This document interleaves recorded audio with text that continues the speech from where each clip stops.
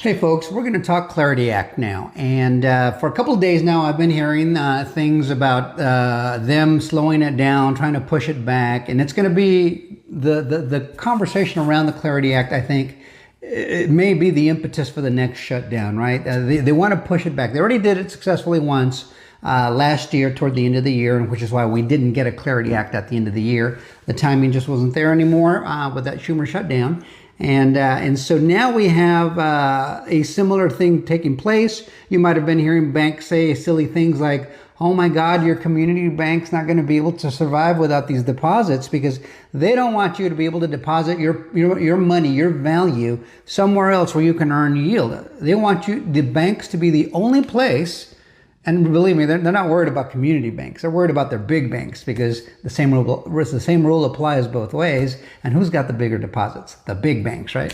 So they want to be the only place for you to go to be able to go to earn yield. Let's say on your savings account, on your CDs, on your treasury investments, your checking accounts, that kind of thing. You know, because some people get interest on their checking accounts. So they want to be the only place where you can legally go and do that. Just the way it's always been. They don't want things to change. They like the little, scam they got going on right now. So the Genius Act already codified into law the fact that you can earn yield in different places, on exchanges, in wallets, that kind of thing, on DeFi protocols.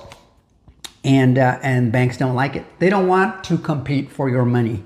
So they're fighting it tooth and nail. They want to re-legislate the Genius Act, which is already codified into law, and have another bite at the apple, and then come in and take that piece out, or they don't get to do it. But I guess they must not have read The Art of the Deal, because this is what Donald Trump does. You just recently may have heard that he's capping credit card interest rates at 10%.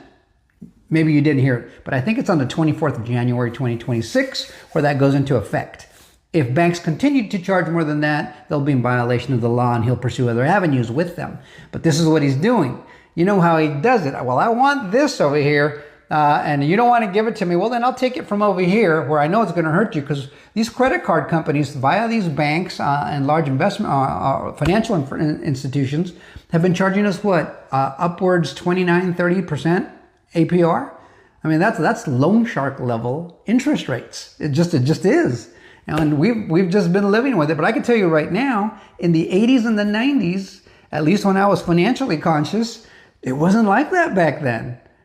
But as the 2000s came into play, the late 90s, the 2000s, and on to today, oh my God, they've